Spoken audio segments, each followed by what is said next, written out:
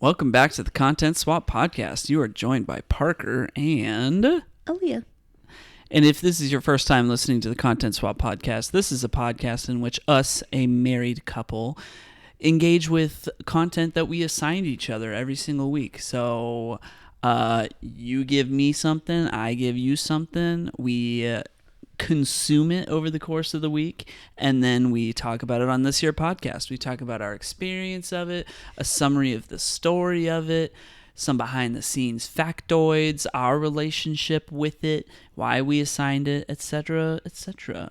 So before we dive into the main component of the show, we like to give a little life news update, things that we've been engaging with, or whatever other news we want to talk about. So I will let you begin. Oh, yeah. And what's your name? Oh, yeah, you already said your name. My bad. I feel like I haven't done this in forever. Yeah, it has been a long day. I forgot how to talk. Okay. In terms of content, there hasn't been much that I've engaged with in the past. What? It's been like 2 weeks? I think it has been 2 weeks, yeah. Wow. Yeah. A movie that we watched together was Y2K. That was last night. That was last night. And that's really the only movie that I've watched during this 2-week period. Isn't it wild, like, how much less we're consuming right now? Yeah. In general? Busy. Is that what it is? I think so. Yeah. All right. Continue. I thought the movie was okay. It wasn't great. Yeah. It had its moments, and then it had moments where I was like, I don't think I like this. I think like the first half where it's like just, introducing the characters, and it's like, hey, it's 1999. Look at all this 1999 stuff. Like, I enjoyed that. Yeah. And then once it started getting into the weeds of like Y2K is happening and the robots are taking over, it just kind of got like weird at times. I feel like it was just like it was a very fast move. Like I don't know. Yeah, it was felt very like quick. There wasn't much substance, and it was just like everything happened very quickly. Yeah, it's like 85 minutes or something. So it's pretty short. Yeah. Yeah, I don't know. I don't know. I don't want to spoil it in case people haven't watched it. No, it's just a quick movie. Recently. Yeah, but I mean, like I said, one, it's nice to hear the nostalgic music and everything. I thought Kyle Mooney was fantastic in it. I thought he was the funniest part of it. Yeah. I was like, honestly, I kind of just want a Kyle Mooney movie. Like, I wish the movie was about him. Yeah, I mean, I don't know. I mean, you can kind of, like, I feel like this is the first time he's directed anything, and I feel like you could kind of detect his lack of experience with directing full feature films. Yeah. In just like the pace or some of the dialogue or just like how some of the characters were developed, or when their kind of like stories crescendoed, how you didn't really feel, for some of them, you didn't feel like, I don't know, as attached to them as the movie would have wanted you to be. So, it has some problems for sure. Yeah. But yeah. Still not a bad watch if you're just like bored and want something quick. No, I agree. I'd give it like a 2.5, maybe a 3. Yeah, I'd say 2.5 probably. Yeah. Other than that, I've kind of just been like watching a lot of background shows. I feel like I've been so busy at like work and things recently that like I just can't put energy into like actually watching something. So in terms of like background shows, the new season of Harley Quinn I've started, and I think I'm up to date on the episodes. I might be one episode behind. Overall, enjoying the season. It's honest, like it's now that there's been a few. Is this seasons, like the 5th season or the 6th so. season? I think it's like the 5th. Man, there's a lot of seasons of that show already. There are, and like it's starting to get a little bit repetitive. So yeah, which is why I keep it as like a background show. Yeah. Because it's like I don't really need to pay attention. It's kind of gonna be like the same old. Yeah. I feel like that show would run out of steam eventually. Yeah. Honestly, and I feel like at this point, I mean, as much as I love like Poison Ivy, I feel like I watch these shows like this and Kite Man for Bane. Like I The character, just the character. Yeah, because he's the funniest part of the whole show. Yeah, he's so funny. He's doing that like Tom Hardy voice. He's yeah. like, oh, don't you think we should stop and tip them? He's so like, I don't know, something about his character is so heartwarming. Like he's like kind of a sweet character. Yeah. But he hasn't been in this season of Harley Quinn as much, so I don't know. Hopefully we'll see more of him. But yeah, so not bad. It's okay. And then I've been watching an HGTV show called Hometown, which is probably what I've been watching the most lately. Yeah, you're on like season 6 or 7. Yeah. And I don't know, for some reason I'm just so into like house stuff.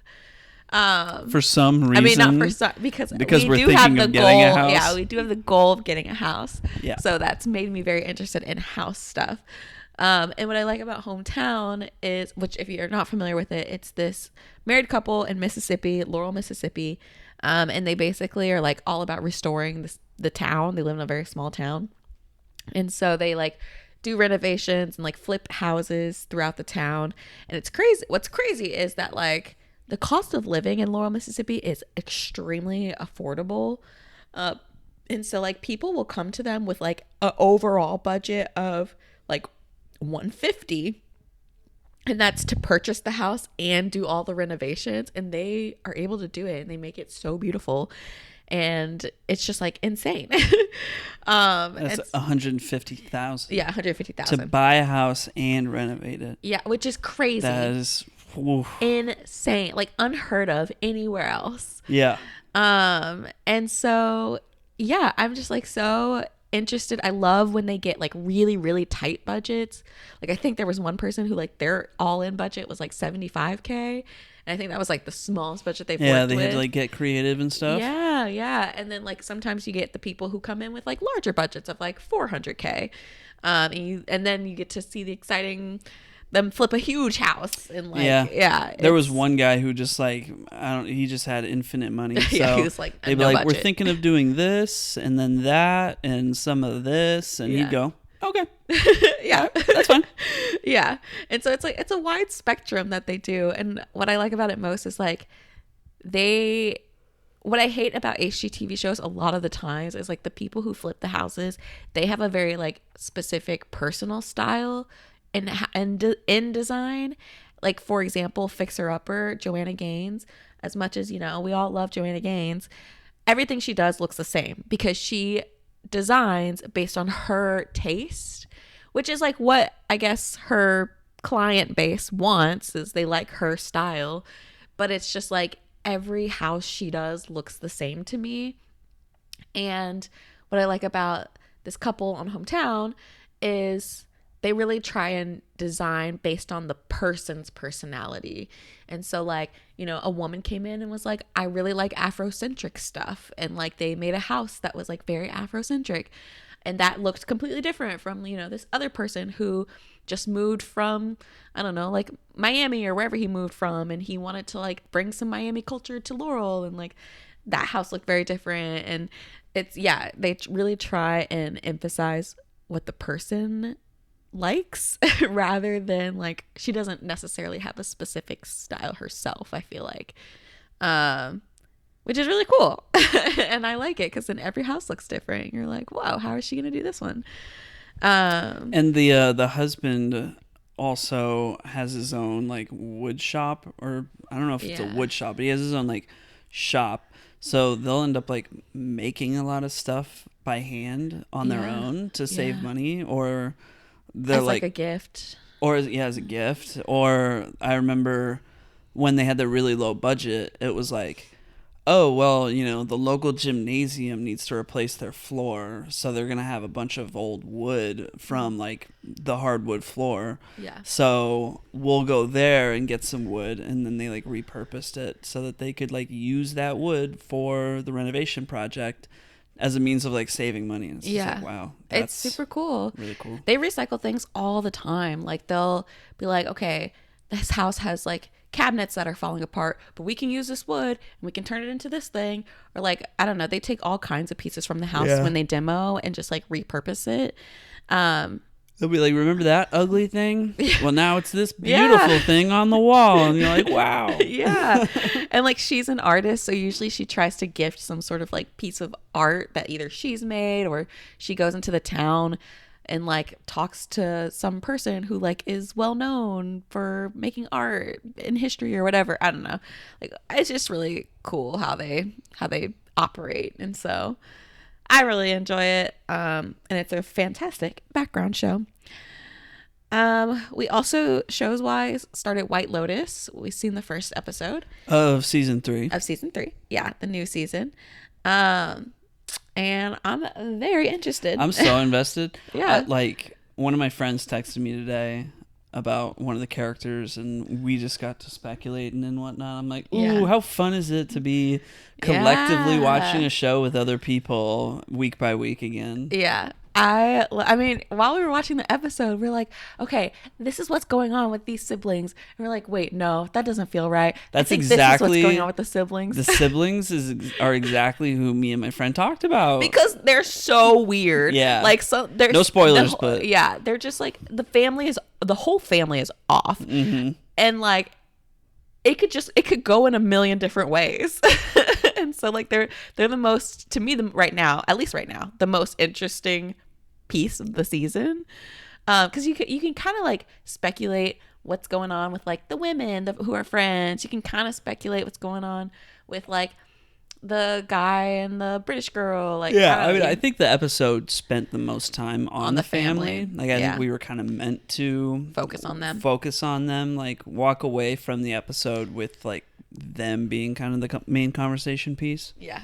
So, makes sense. Yeah. And I love that meme that was like, when the guy from Harry Potter got a Donatella bust down.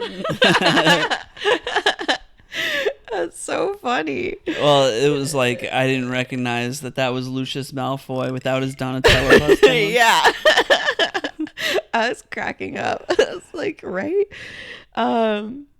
So, I mean, you have had to tell me multiple times, that's Lucius Malfoy, because I'm like, why is his face so familiar? I mean, in my case, I'm just like, that's Jason Isaacs, but not everybody just knows that actor's name, so... No.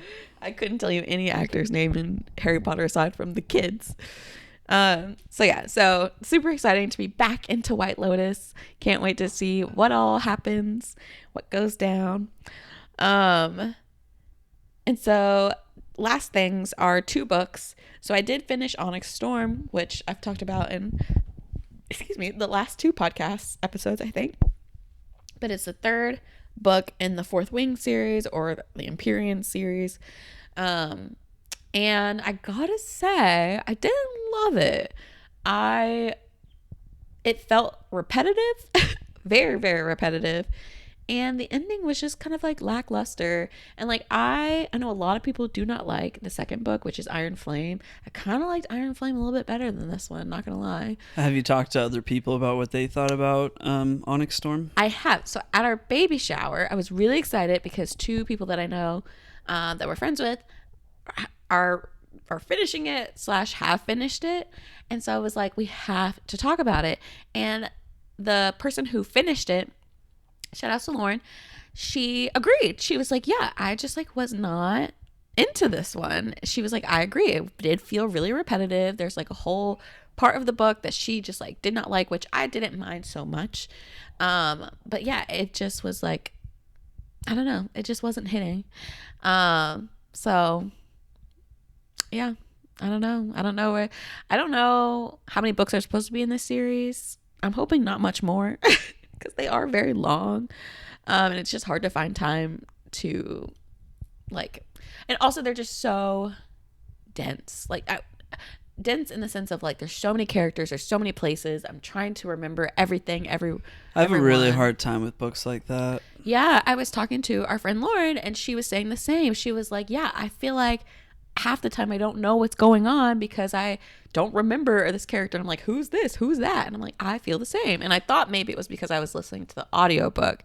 And I was like, okay, well, maybe I'm just not like picking up on it because I'm not physically reading, because audiobooks can be a bit hard for me. But she read the physical book and like said the exact same thing of like, I didn't remember this character at all. I didn't know who that was either. So yeah, it's quite interesting, but we'll see how the series ends up. And then the last thing is I started a new book called Before the Coffee Gets Cold, which I've been wanting to start this book for a while. And it's actually, I didn't realize how many books were in it. It is a series, and I didn't realize how many books there were in the series. I think there are like 5 books out, four or 5 books out. But basically it is written by a Japanese author and it's translated into English. And it's about a coffee shop where you can go back in time at the coffee shop, but there's like all these rules and things like that. And so, yeah, you just kind of like follow. Right now, I'm just following one character who's trying to go back in time. I don't know if you end up following more characters who try to go back in time, but I don't know, kind of interesting. Seems like it's a pretty short book, so hopefully I can get it read pretty soon. But yeah, that's pretty much it. What about you? What about me? I finished reading a book called Expecting Better by Emily Oster this morning. Oh, you finished it. I finished it. Yeah, Nice. it's one of the baby books that I've been reading. It's all about it's written by Emily Oster, who's like an economist slash economy professor, I believe, economics professor. And the whole thing is that she kind of dissects every piece of the like being pregnant experience, like talking to your doctors and how, talking to some doctors, they'll recommend this, but then other doctors will recommend that. So to kind of break down the knowledge gap, she dove into all of the different research articles, and as like an economics professor, she's very well educated in how research should be conducted. So she just does like a very comprehensive like literature review, basically. Yeah, meta-analysis of like the entire pregnancy experience, to really get down to the facts of like, okay, your doctors are probably telling you this, but the science actually says this, which is like why, like, or like one study said this, and so that's why all the doctors suggest that, but like that study was actually bad for XYZ reasons, and there's been a more recent study that shows this, so therefore we might not actually need to even be worried about that. And it's like that for a lot of things, and you're just like, oh snap. So yeah, it was pretty helpful. I will say, like, it's very much written with, you can kind of tell she's having fun not writing academically. It's like got so much of her personality in it, and part of that, some of that is fun, and some of that is like, I don't think I would actually want to like be friends with her. She's like, yeah, she has like, I don't know if control freak is the right word, but like, she has some of those like tendencies in just like how she explains how she behaves or reacts to certain things that her doctors tell her. She'll be told one thing and then she'll be like, unacceptable, and she'll do a deep dive like and get no sleep until she has the answer, and I'm just like, ooh, she's just intense. I mean, hey, somebody did the work, and it's helpful. She did the work. I absolutely hate doing literature reviews. Yeah. I'm like, oh. No, my hat's off. She was hecka rigorous with her research, bro. Yeah, no. I mean, I still recommend reading it. Like, if you are ever gonna have a kid, or if you are like recently pregnant, I totally recommend reading it. She has another book called Crib Sheet, which is kind of like the book of factoids for, once you have a baby. So I have that book to read as well. You have it? Yeah, I have that. Oh, I didn't know that. Yeah, it was my friend, shout outs to Dante, best man at my wedding. He bought us both of those books and another book. That's pretty sad. I don't even know we have it. It shows I've read 0 baby books. Yeah, you didn't like. You've heard of Crib Sheet? No, I haven't heard of it. Oh, okay. Well, yeah, Crib Sheet. We have that one. It's sitting like in front of the TV. I like super commend you for doing all of this reading, because I thought I was going to be the person who would be interested in like reading everything, and I just can't. I just like I don't know, something about getting through the books. We have the Mayo Clinic, like your mom got it for us. It's like after baby's born, like all the things you can expect and like things that you'll have to do as they get older. And I just like read the chapters of things that I was like, okay, don't know anything about this. Let me like read it real quick. And I just like cherry picked like what I feel like I need. Honestly, I mean, that's probably the way to do it. Like, or like, you know, once you feel like, I don't know, go to the index at the back and be like, oh, we're dealing with this. What does it say on that? Yeah. Kind of treat it like a textbook, not necessarily reading it chapter by chapter. Like, that's probably fine. Yeah. Like, I feel like that's how I have to approach things. It's like approaching it as it comes, you know? Like, once we're in the experience and we're like, oh, this thing's happening. Like, what do we do? Then it's like I go into the book and read it. But I love that you have all the knowledge, because it makes me feel safe. Because it's like somebody has done the work ahead of time. And, you know, like I'll be talking to you and I'll be like, oh, I'm feeling this. Like, should I be worried? And you're like, well, in my book it says blah, blah, blah, blah, blah. And I'm like, okay, cool. I guess not. I guess I'm fine. And I'm like, thank God someone did it. Just gaslit you into thinking you're fine. I'm just kidding. Yeah, I mean, I don't know. The Mayo Clinic book sounds like dry, but useful. It's not. And what I like about it is it has pictures. Which sounds, I know, it sounds pictures. And I don't mean that in like a it's a graphic novel. No, I just mean like, for me, I'm very visual. So like there's like, for example, bath time. It's like how to give your baby a proper bath, and it had pictures of like. That sounds really useful. Yeah. And so I was like, well, now I want to read that. I will say what I've enjoyed about the books that I've read so far. So like I've read Expecting Better, and I read the Expectant Father, like the guide for fathers to be. Is that like the writing style is very much like it has personality, or it feels like I'm being spoken to by a person, and that has made reading it a lot easier. Yeah. The Expectant Father is also like, as a expecting father, it like was very tailored to speaking on my experience and things that I might want to be thinking about, and like, you know, like, you're in the 7th month. Here's what's going on with your partner. Here's what's going on with the baby. And here's what might be going on with you. And that perspective was just really helpful, because there's not a lot of this kind of stuff directed towards the support person in the relationship. So, yeah, it was really useful. I will say, like, yeah, the Emily Oster Expecting Better book probably would have been way more useful for you to read than for me to read, but I'm happy to share that knowledge. Yeah. Yeah. Oh, I'm glad you did. Yeah. I probably wouldn't have gotten through it, to be honest. I don't know.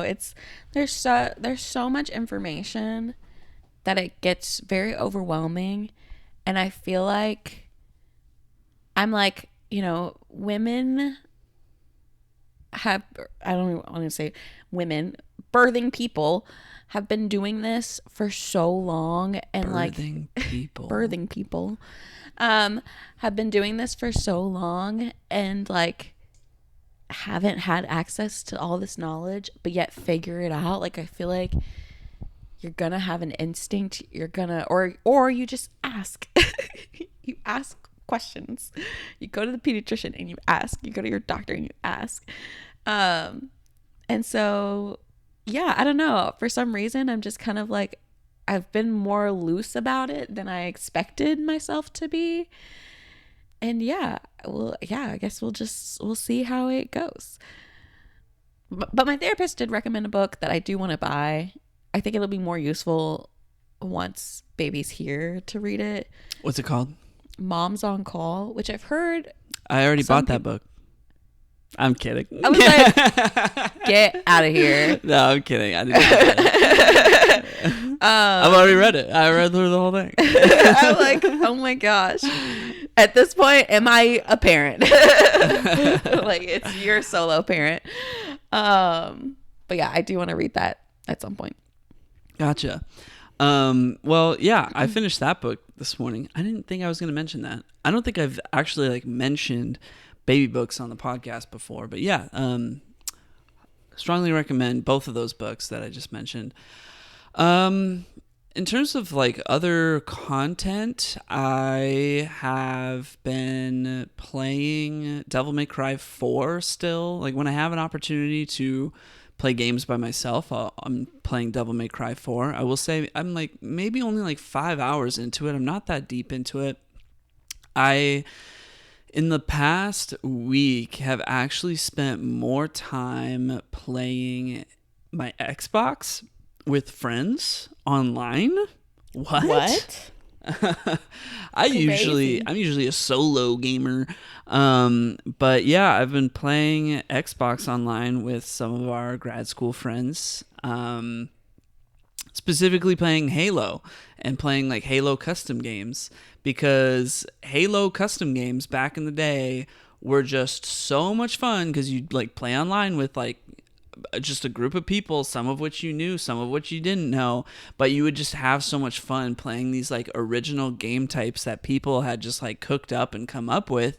And it was like such a golden age of online video games, and for Halo specifically. So we've had like 2 different sessions now. The first one was just like, hey, let's just like play Halo again and mess around with like, I don't know, let's do shoddy snipes on Narrows or something. But the second time around, I did a deep dive. I like went on Reddit. I like found custom game types and custom maps and like how to actually download them to my version of the game. And I like went through that and like picked out some, and we like played for, I don't know, 3 or 4 hours the other night, just doing all kinds of like, funny, goofy stuff, specifically in Halo 3, because Halo Reach has its own kind of like host of custom games that are just like a ton of fun to do. So, yeah, it's just been a total blast, and I'm just like, life is good when you're playing Halo online with your friends. That's all I'll say. And I've been playing with my brothers and my dad on Monday nights as well. Both my brothers couldn't make it this Monday, but my dad and I played Forza together on Monday night, which was a lot of fun. We both, we would like drive WeatherTech Raceway, Laguna Seca, and we'd both drive like the same Porsche, and we would just race each other to see who would win. And granted, I won a lot, but wow, that's because I'm so used to playing Forza. One, it's like Forza has its own kind of like physics that just the more you play Forza, the more familiar you get with it. So like I've played Forza since I was like 16 years old, which is like half my life ago. So I'm pretty familiar with how to play Forza, especially on a controller.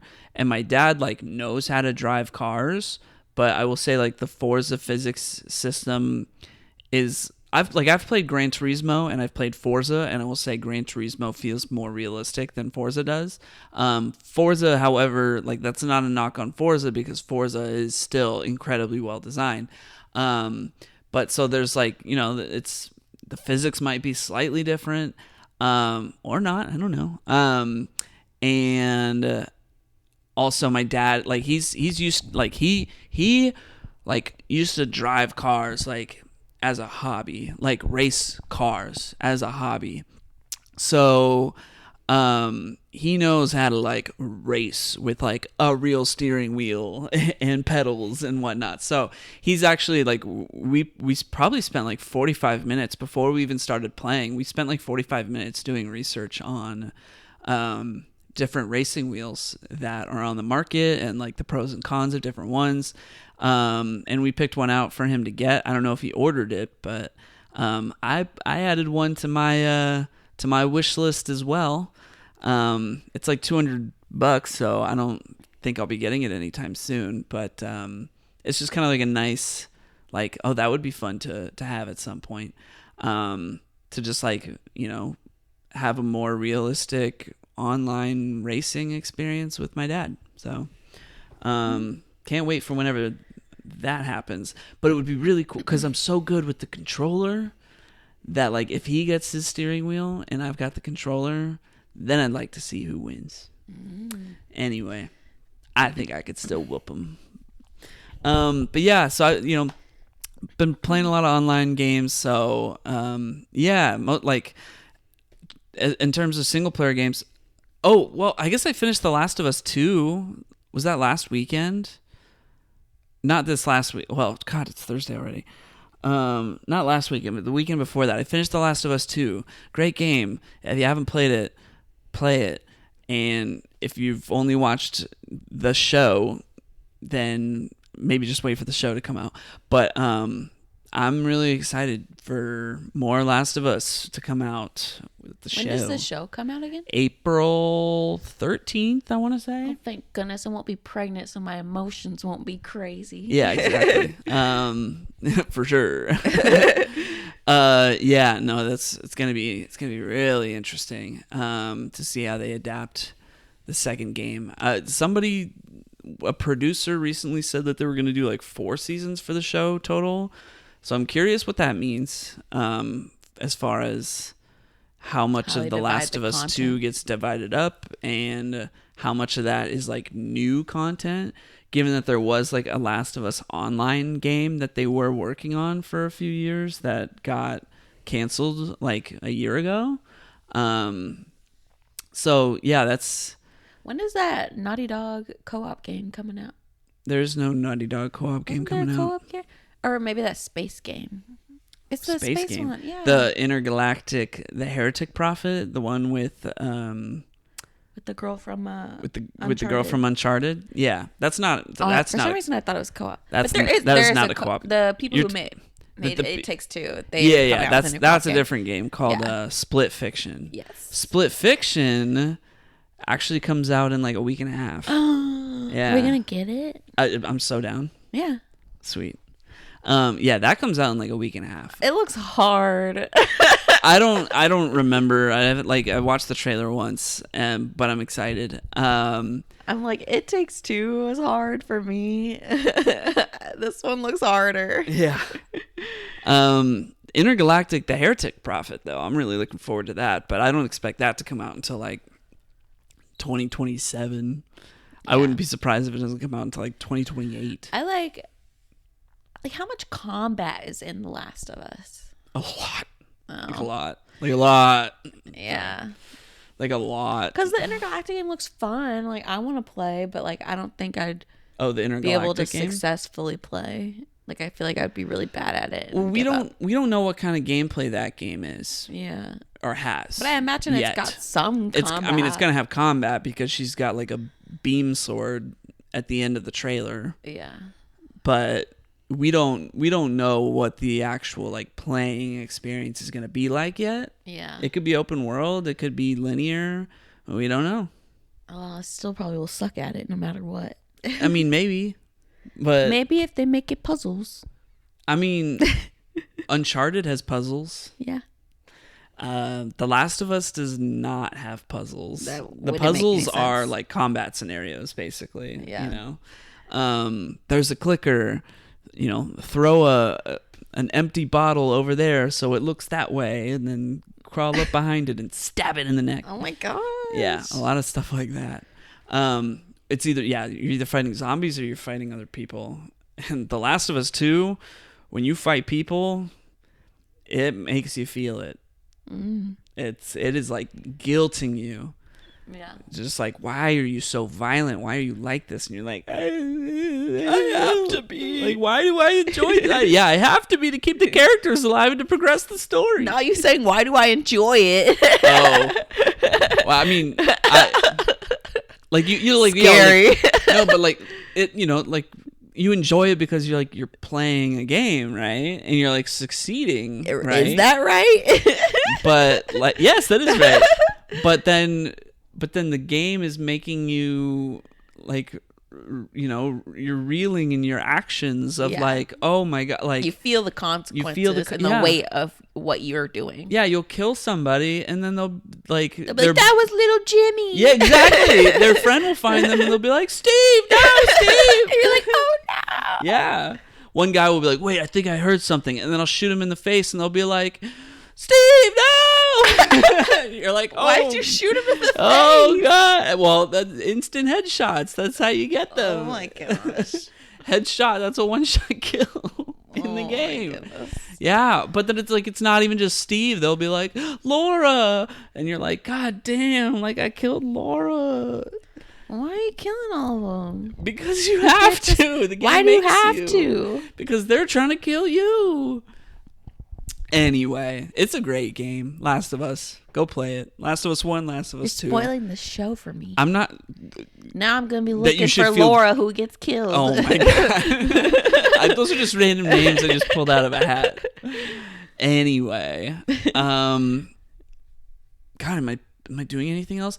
I'm still watching anime. Yeah. I think I was talking about how I was watching Ghost in the Shell Standalone Complex, Vinland Saga Season 2, and Frieren Beyond Journey's End. And I gotta say, like, I chose quite a trio of anime because all three of these are freaking bangers. I love all three of them. So I'm just like, when I sit down and I'm watching anime, I am so into it. I'm like so happy to be watching these things, and I'm watching it like there's twice as many Ghost in the Shell episodes of the other two, so I watch one, then Ghost in the Shell, then the other, then Ghost in the Shell, and then just keep repeating that cycle. And it's just like, it's so good. It's all three shows are so good. They're all like 5 out of 5s in their own way. So I want to, and I'm only like, they're like total episodes I have to watch to finish all of that. I think it's like 108, something like that. 104 maybe. So that's 104 episodes, and I want to say I'm only like a fifth of the way through that. So it's like, it feels like I've watched a lot. Like I've watched like 20 episodes, which is a lot of episodes of anime.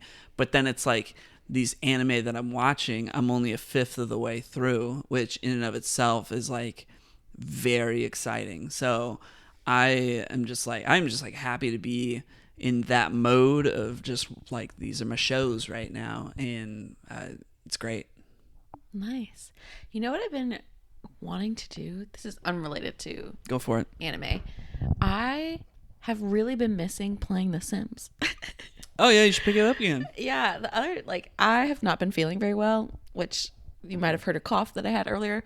But yeah, I think it was yesterday. I was like so drained from the meetings that I had, and I was like, I'm gonna finish work early, and I just like want to do something that just like takes my mind off everything.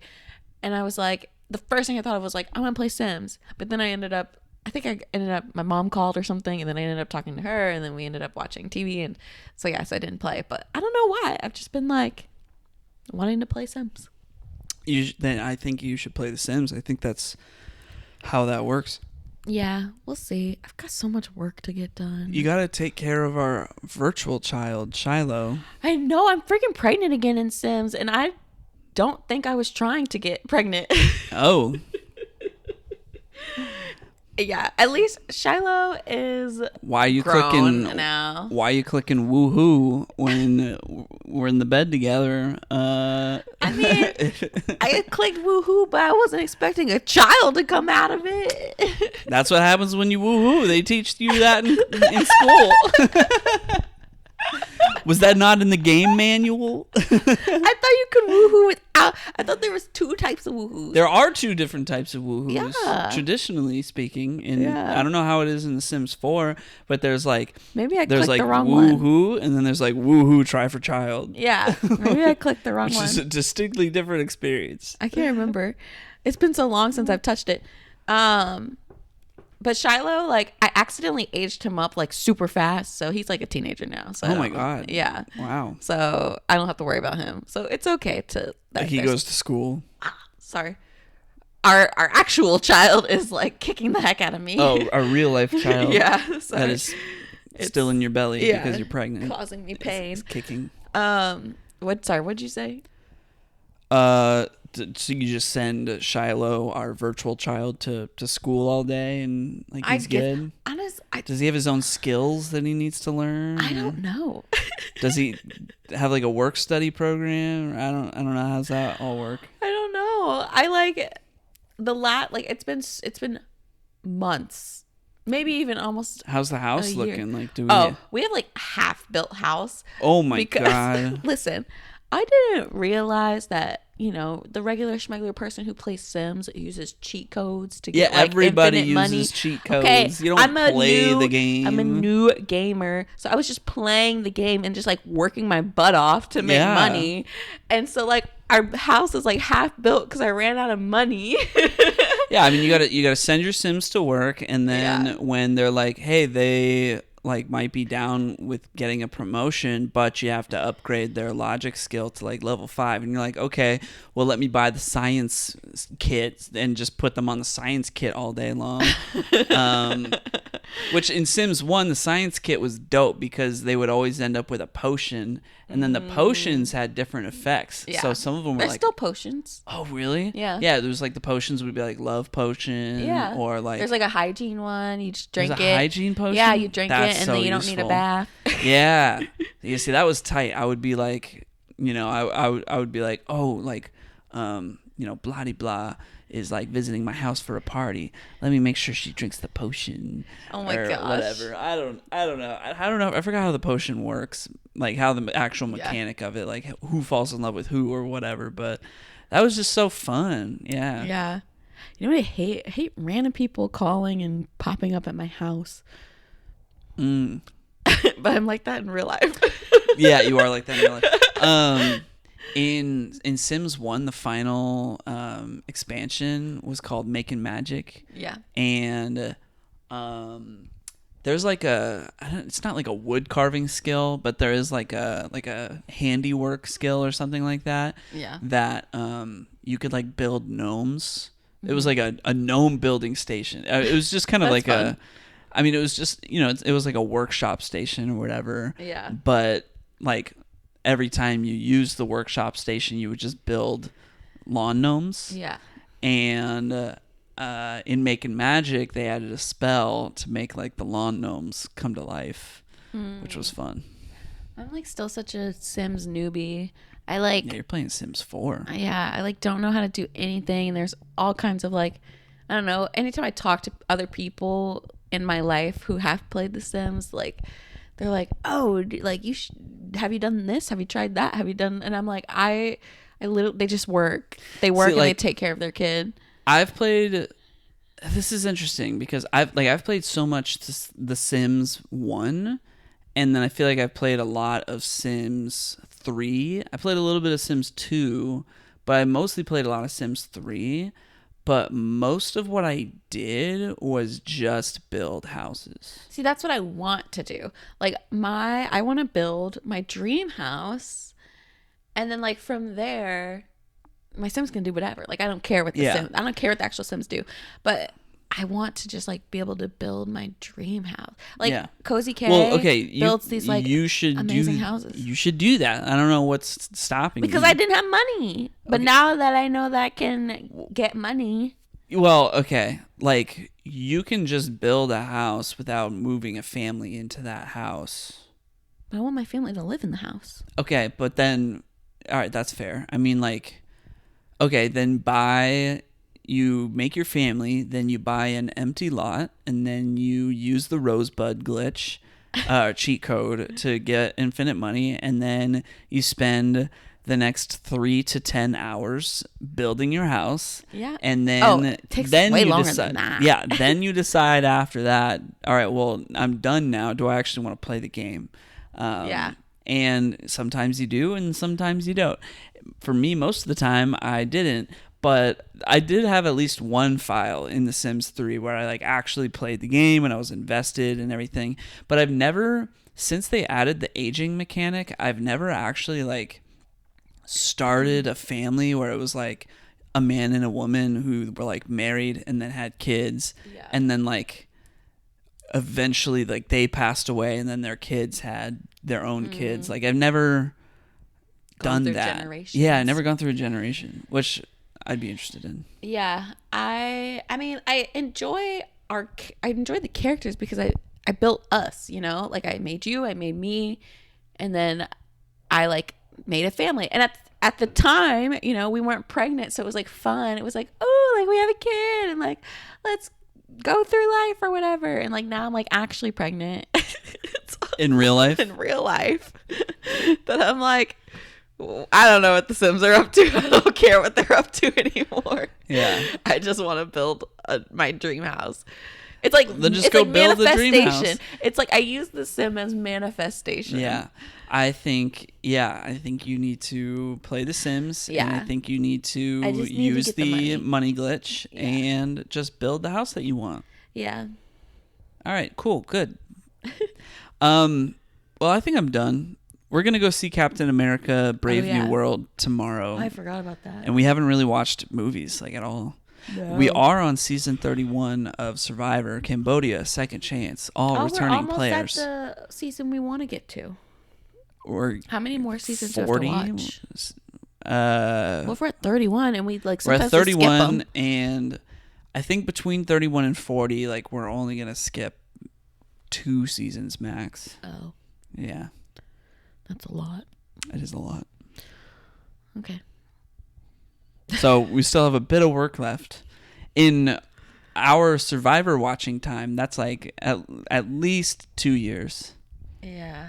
Well, we'll see. Because when we start them, we get through them really fast. Yeah, that's true. So. Well, we've only watched one so far since we picked it back up again 2 weeks ago. It's not my fault. Okay. Jeez. Because it usually is my fault, but this time it's not. Anyway, yeah, I think that's all my content. So let's dive into this week's content. Why you came here in the first place? How deep into this are we? Ow. Like 45 minutes. Let's go. So this baby, Kicking you? he like is taking up so much space in my belly now, and everything he does hurts. You know, he doesn't mean to hurt his mama, but it hurts. All right, so last episode we started with Love and Other Drugs, and then we did Deja Vu. So that means my assignment is up first. Like what you gave me? Yep. Okay. I was assigned a movie called Ladyhawke, which when did this One come more out? time for the people. I was assigned a movie called Ladyhawke. Ladyhawke. Anyway, it came out in 1985. And I'm gonna give a real brief synopsis. I just want to point out, like, sometimes you'll be like, I was assigned this thing called blah, blah, blah, and then and I'm just like, have a little bravado to it, huh? Ladyhawke. Thank you. I was assigned Ladyhawke. I gave it more energy than it deserved. Wow. All right. Anyway, continue. What's this movie? So yeah, I'm gonna give a real quick synopsis. So this is a movie that's set during the medieval times, which like what? 1300s. I was gonna say. Or 13th century. Okay. And it's about. It's not historically accurate. That was in the facts. And it's about a thief who's played by Matthew Broderick, who for some reason, after escaping like prison essentially, must help this man and woman lift a curse that was placed on them by the Bishop of Aquila. Aquila? I think they say Aquila. They go back and forth in this movie with this pronunciation. Yeah, I don't know. But basically, this curse transforms the man into a wolf at night and the woman into a hawk during the day. So basically, they're never human at the same time. And they're like in love and they can't live out their romance when they keep turning into animals at opposite times. And so it's basically like an Animorphs meets Romeo and Juliet with a little touch of Ella Enchanted. And that's because the group has to basically go on this journey to Aquila to confront the bishop and break the curse. And in the end, they do so successfully. They end up killing the bishop. And they just live happily ever after. The couple can be a couple, and Matthew Broderick's chilling. So yeah, that's really it to the story, essentially.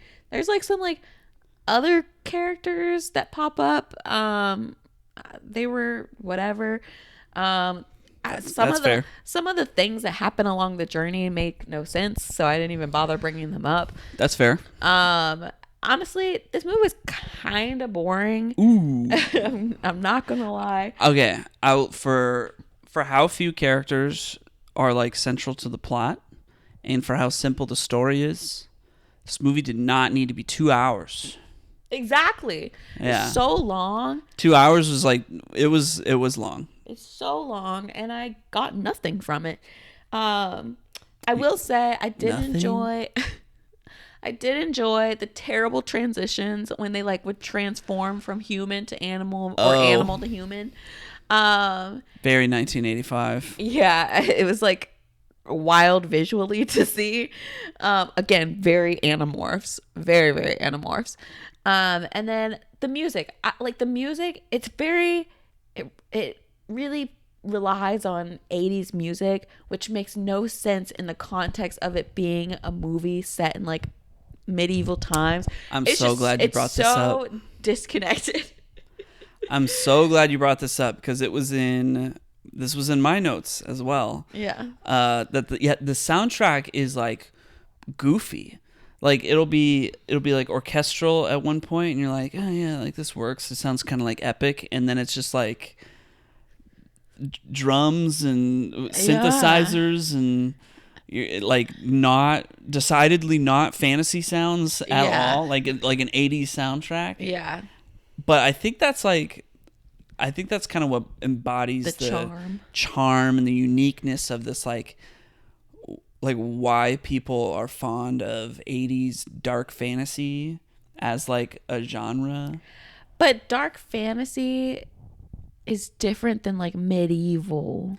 I feel like dark fantasy can be medieval. I will say this movie in particular, compared to other like dark fantasy movies, like when I think of dark fantasy, I think of like Labyrinth. Yeah. Like, no, I hear you. No, yeah, trust me. I've been doing a dive on 80s dark fantasy in the last few days since we watched this movie. Yeah. And I guess I don't know if Ladyhawke would necessarily be. I think it maybe like just barely fits, but it's definitely not like as so decidedly dark fantasy as like Labyrinth or The Never-Ending Story. Yeah. Would be, but like I do think it like deserves its place there. But like dark fantasy isn't always necessarily medieval, but like sometimes it is. But like this movie is a bit more grounded. Like this movie doesn't have creatures. It's got like real animals, and it's got this like love story and whatnot, but it's got this like soundtrack that's so weird, and it just doesn't fit. It feels, I don't know, it's just like it feels. But I think that's like I think that's what I like about it. Like I don't think we would be sitting here talking about it. Like I don't think I would know about this movie if it didn't have the soundtrack that it had. Yeah.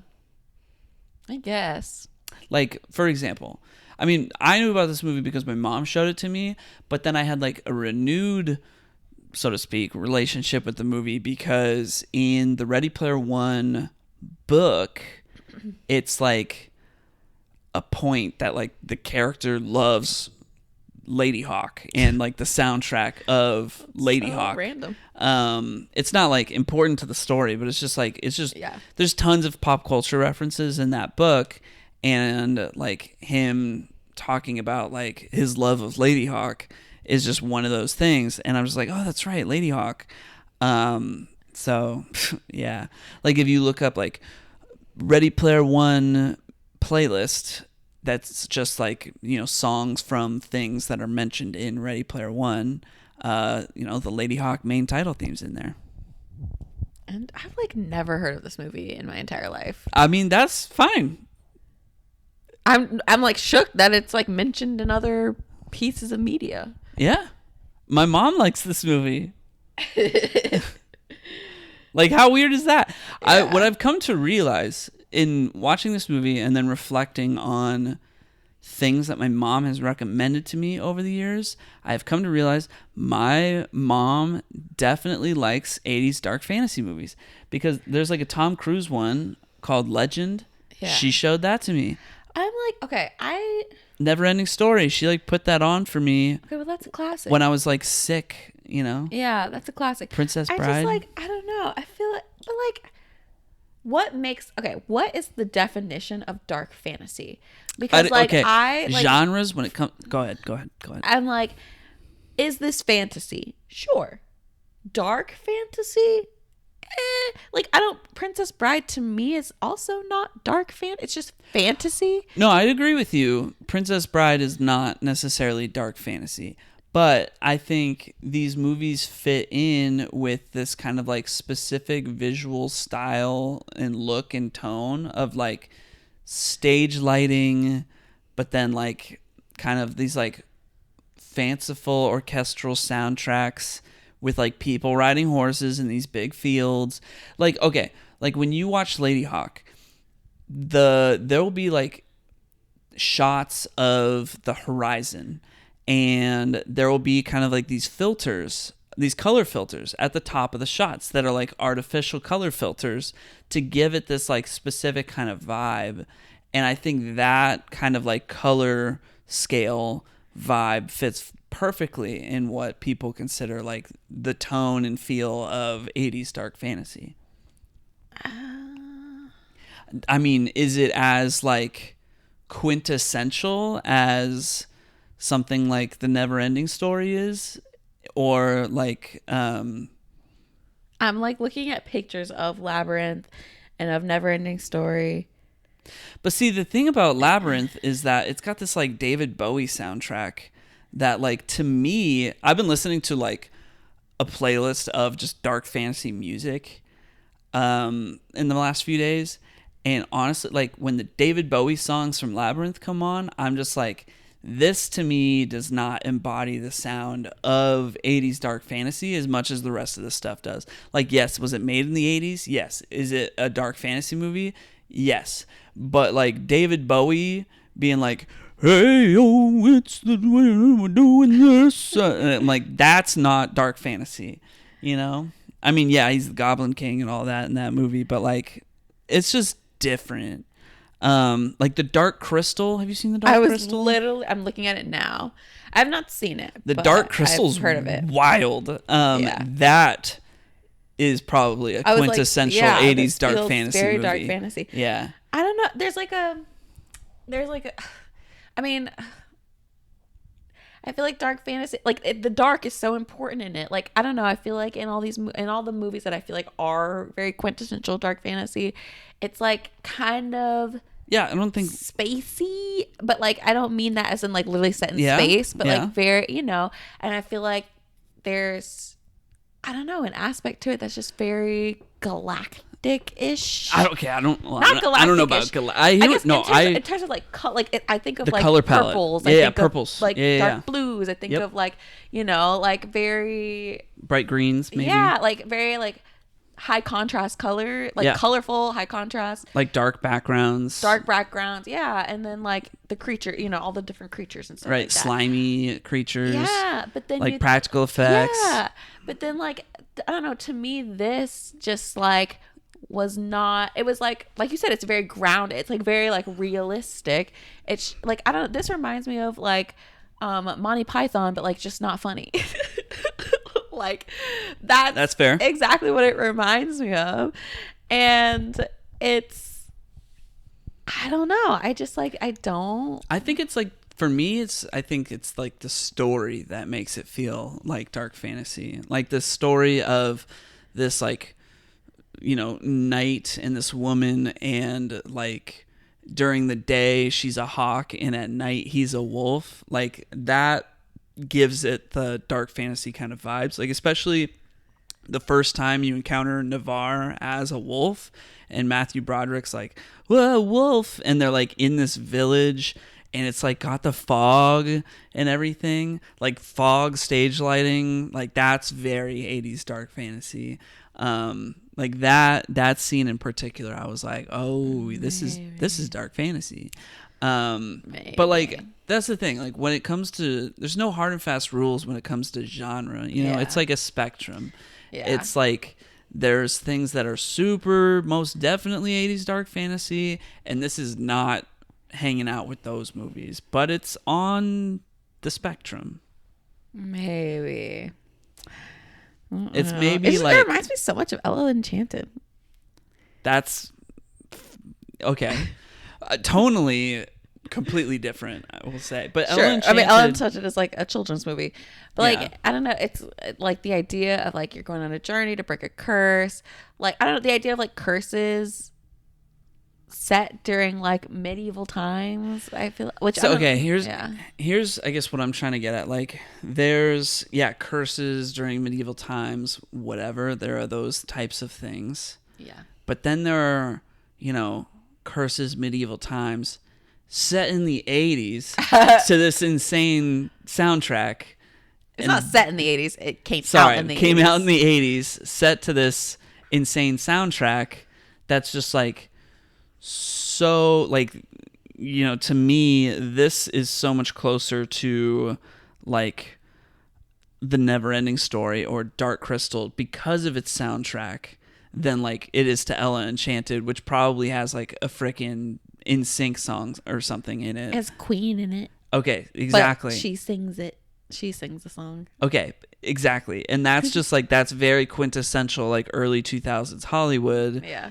And this is like mid 1980s, zero VFX, but like crazy synth soundtracks, Hollywood. And it's, it's coming out in the middle. This came out in 1985, like in the middle of Conan the Barbarian and Willow and The Princess Bride and Dark Crystal and Neverending Story and Labyrinth, like right in there. Like these movies were like coming out every year. Mm-hmm. Anyway, weird. What a time.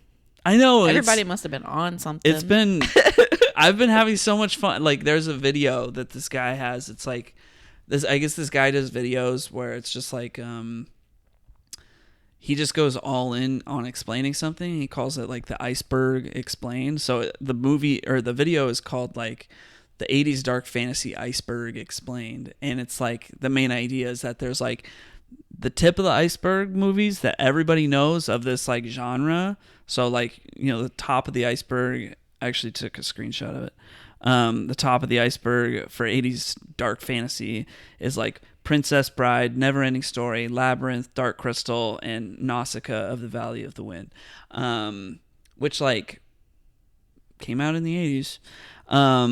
But then there's like tier 2, and it's like The Black Cauldron, Big Trouble in Little China, Highlander, Conan the Barbarian, Legend, Willow.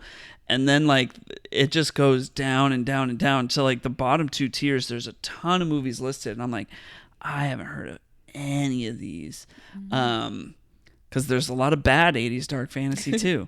But it's just been really interesting because he doesn't spend too much time talking about any one thing. He like shows some visuals, he talks about what the story is and what he thought of it, and then he moves on to the next one. And I'm just like, there's so much of this stuff, and it's just really interesting because it's just a thing that happened, and nothing else like it seems to exist anymore, except when you see like an AI generated TikTok of like Super Smash Brothers, but it's 80s dark fantasy. And then you look at that and you're like, there's a nostalgia thing popping off in your brain, and you're like, wait, this is so cool. It would be really cool if somebody made something today that felt like this with like intentionally making it look like this with modern technology because we can.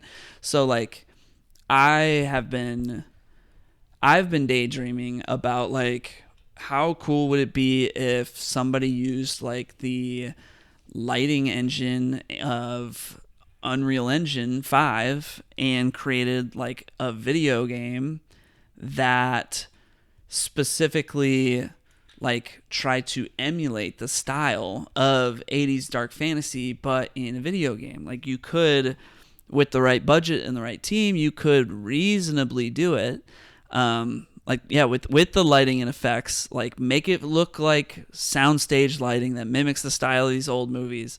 And what if creatures were intentionally styled off of like what was possible with prosthetics and practical effects in the 80s, like how Falcor in the Neverending Story, he's like one giant puppet, Mm-hmm. like what if you styled your Falcor like character in your game to move like it was a puppet, like an 80s dark fantasy movie, but like it's a video game. Mm-hmm. But it's like the animation and movement is in the style of like what was only possible in the 80s, and you just made a story that just felt like that. It's very fun and exciting to think about. It also sounds super expensive, but with the right vision and budget, somebody could totally do it. And I'm hoping that somebody saw those 80s dark fantasy TikToks and said like there should like, and had the same thought that I did, and then actually like had the means to go make it. Mm-hmm. Because I think that would be really cool. Yeah. Anyway. Yeah. Do you have any other thoughts on this movie? No. Oh, okay. Actually, I have a question. What did you think of Matthew Broderick in this movie? I didn't mind him. Okay. Matthew Broderick is like just weird in general. And so I always expect his characters to be a little weird and quirky. But yeah, I really didn't mind him in this movie. I mean, he was the only interesting thing to me in this movie. That's funny. Because I thought he was like entirely way too chatty in this movie. I mean, he was. He was like my least favorite part of the movie. I was like so invested in I will say like he definitely adds fun and personality to the movie. Yeah. That needed to be there. Yeah, because everyone else is so bland. Right. I understand that. Yeah. I just think they overdid it with like getting as much mileage as they could out of Matthew Broderick. Like they could have cut like 10 minutes of him just saying crap. Yeah, I was gonna say a lot of it is just him talking to himself. Right. And he's like, "Oh Lord, oh," like he's just coming But up I with kind of like liked it quips and like, jokes and things. I kind of liked it because he's like the whole time he's like talking to God, but yet he's like is a thief. Like he's like doing things he's not supposed to be doing, and so like that's kind of what made him like charming and like I don't know, adorable, because you're like, it's so funny. He's like saying these things but doing the opposite, or like it's he's like the eyes of the audience, so to speak, because like he's the one that's experiencing their love story for the first time, and also kind of like becoming infatuated with Isabeau, the Ladyhawke in question. But he also like brought the emotion too. It's like he was everything. Like he was the humor, he was the emotion, the heart. He was like he was carrying the movie on his back, honestly. He was carrying the movie. I just think he wouldn't shut up. They needed to put a muzzle on him a few times. I mean, that's not his fault. It's the script's fault. Whatever. I mean, I like the love story between Navarre and Isabeau. I think it was interesting. I thought it was so bland. I was hoping she would fall in love with Matthew Broderick. Wow. I just the other man, I don't even know who that man is. I just like did not care for him. Like he was so boring, and just like, they try to make him this mysterious character, but like they made him too mysterious. Super awesome. I was like, I know nothing about this man. I don't care anything about this man. You've given me nothing. That's fair. To engage me, like to make me invested in how he feels. Like So yeah, no, I'm not buying this. I hear you. We should watch Conan the Barbarian. That's the Arnold Schwarzenegger movie. That movie's good. It's like he goes on so many different adventures in that movie. Well, you should have assigned that instead. Well, Instead there's of this no piece like of trash. There's no like love in it. Well, I guess there is some love in it. Oh yeah, but- because we were doing like a Valentine's thing. yeah, but I just wanted to give you Ladyhawke. I wanted to like remember. I mean, I'm glad I watched it because I never would have found it otherwise. Right, right. So now I can share it with someone else and be like, "Have you seen this?" Ladyhawke. All right. What's your favorite '80s dark fantasy movie?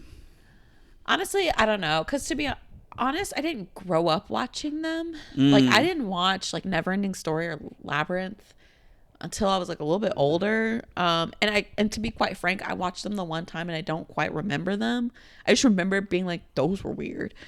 So I don't know that I have like a valid answer to that question because I just like didn't grow up watching them like everybody else has. That's fair. I kind of figured that would be your answer.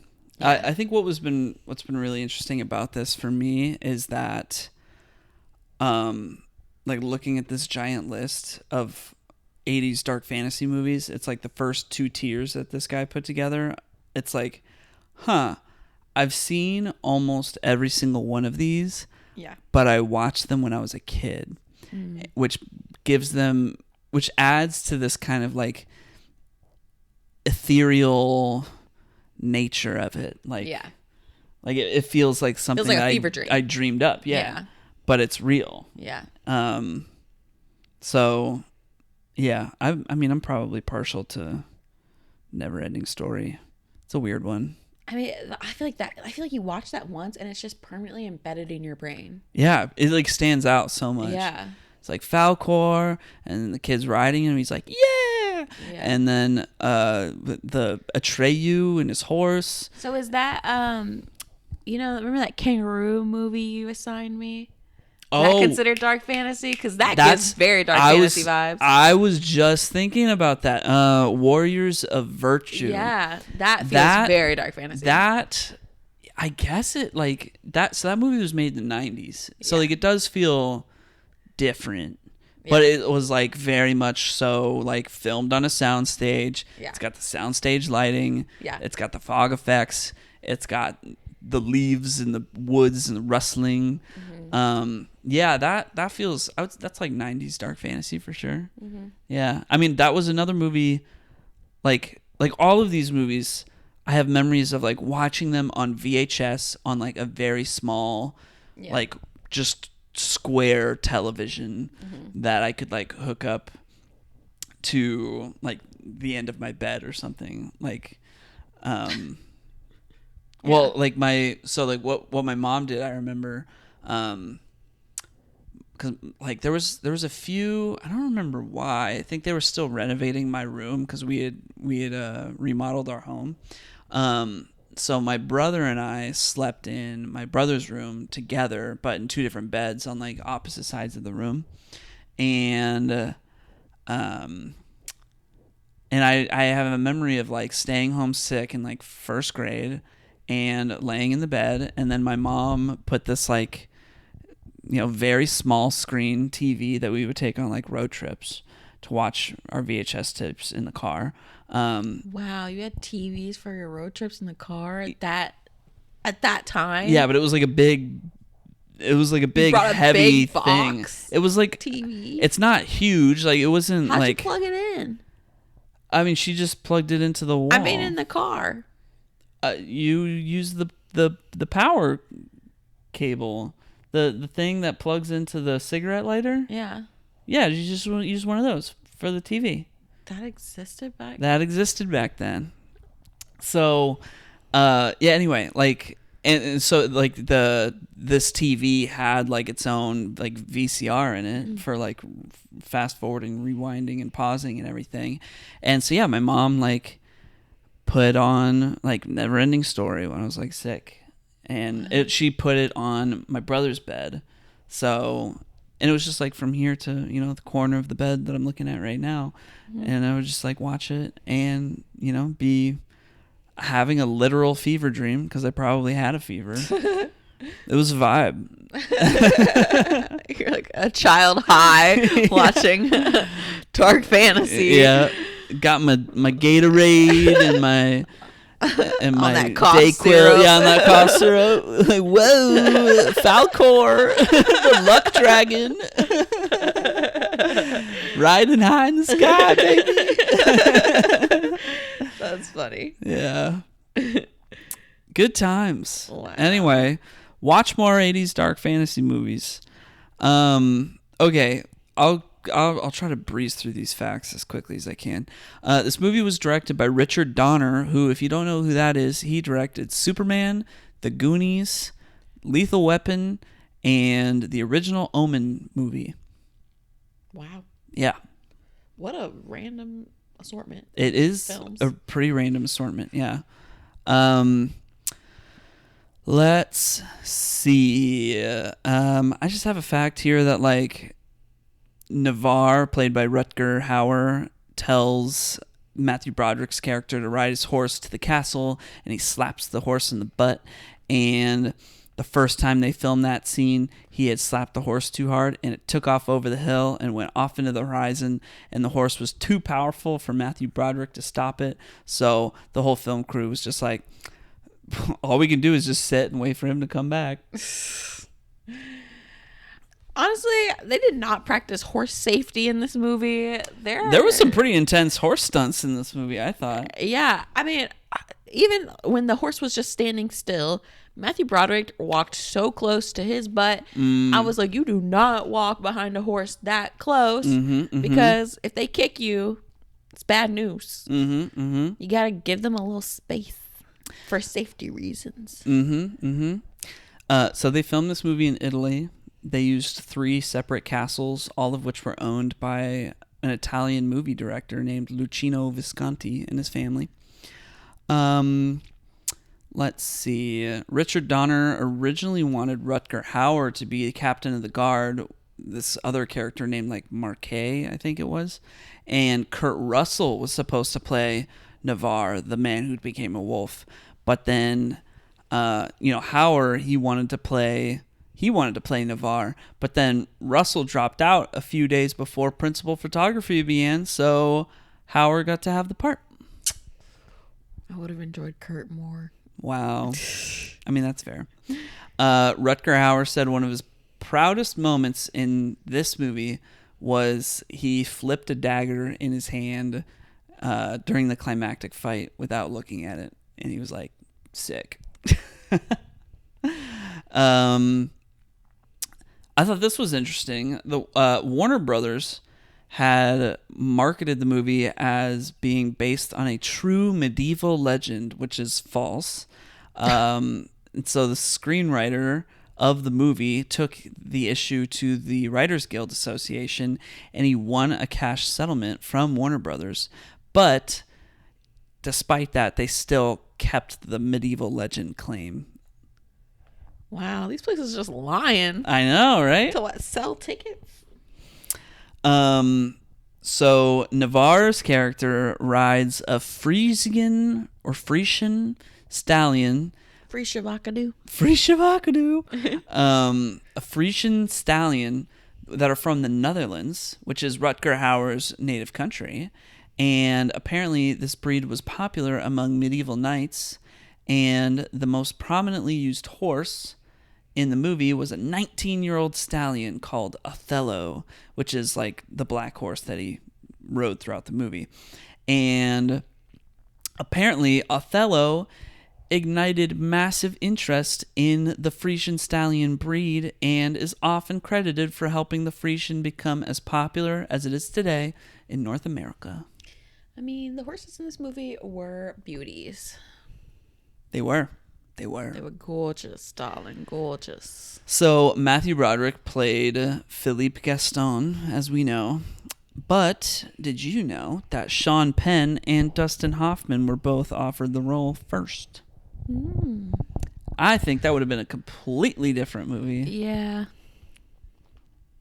Anyway, moving on. The scene at the end this is random. I don't even know if you'll find this interesting, but the scene at the end, Navarre like embraces and holds Isabeau over his head while spinning around, and that was all Rutger Hauer, the actor's idea, thinking it was going to bring more emotion into the scene. And Richard Donner said, "I'm down with it. I like that idea." So he decided to include it in the film, and to keep it real, they didn't tell Michelle Pfeiffer that he was going to do that. So she just excitedly exclaimed and laughed in genuine reaction when he picked her up, and it was love. Silly. Final fact: 4 Siberian wolves were imported from California to portray the wolf alter ego of Captain Etienne were real Navarre. wolves? They weren't just like dogs? They were Siberian wolves. They were not dogs. They were Siberian wolves. My God. So boom. Crazy. Mic drop. Anyway, that's the movie. Wow. Glad you enjoyed it. All right, now shifting gears completely. God, how deep into this are we? Shifting gears completely. Fun to talk about 80s dark fantasy, but now we're closing the chapter on that. I've got to pee. All right, well, while you do that, I will summarize this movie. How does that sound? Cool. So I was assigned a movie called Two Can Play That Game, which came out in 2001. Two Can Play That Game stars Vivica A. Fox as Shantae, and she has a man named Keith, played by Morris Chestnut. She's a successful advertising executive living in Los Angeles, California, and he is a partner at a top law firm. The film's story is told basically like a relationship advice PSA film, where Shantae is talking through the fourth wall to the audience about how to have a solid relationship with your man. And her big piece of advice is that if your man says he has to work late, he's cheating on you. Well, guess what? One night, Keith tells Shantae that he has to work late. Bum, bum, bum. So she freaks out a little bit, and she decides that she's going to take her girlfriends to her favorite spot with her friends to clear her head. Well, guess who's at that spot dancing on the dance floor with one of his female co-workers? It's Keith. So this launches one of the most complicated relationship games I've ever seen someone play in their relationship.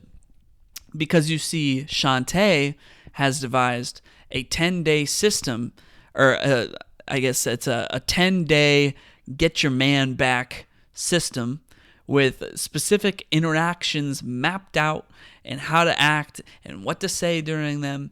And you know what? It ends up working almost exactly like she thought, until it sort of doesn't. It kind of starts to backfire on her, because part of it involves, like, at one point he's spitting game at other women and she's spitting game at other men, but it's all just one big game. It honestly starts to get really messy once Shantae is on the verge of losing her man, Keith, to his coworker, Connie, played by Gabrielle Union.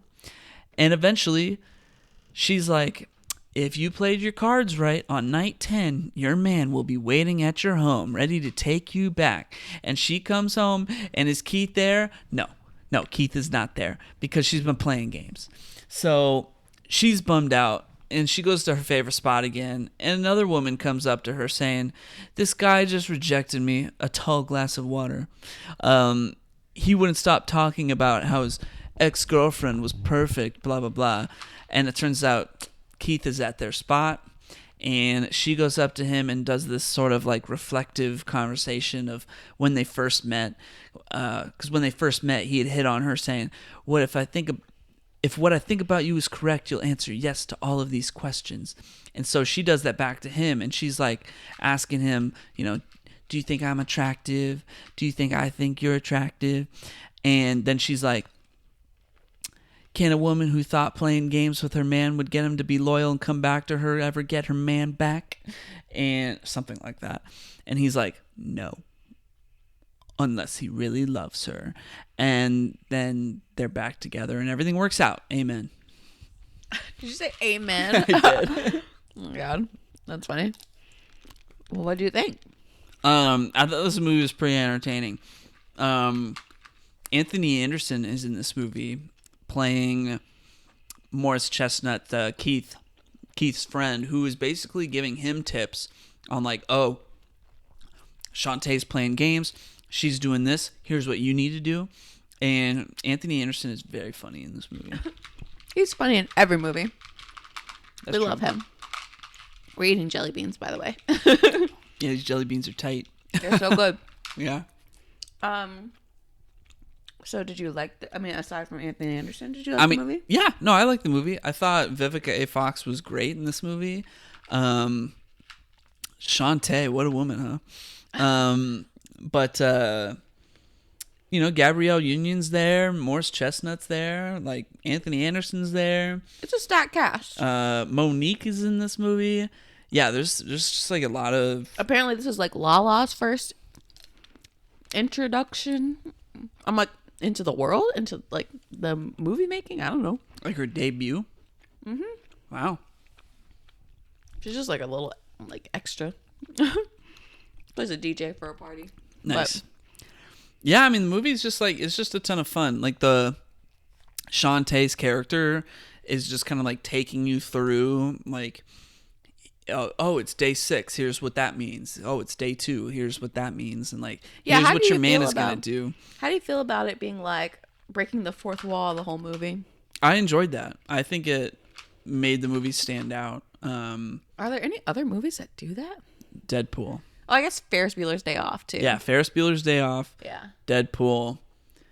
And 2 could play that game. But there's not a lot, right? Yeah, there's not. Yeah, I mean, it does happen. I mean, like it's a common storytelling tactic. I mean, it might happen like once in film. a movie, but like I mean, like for the whole movie to be, you're constantly in conversation with the main character. Yeah, I mean, definitely.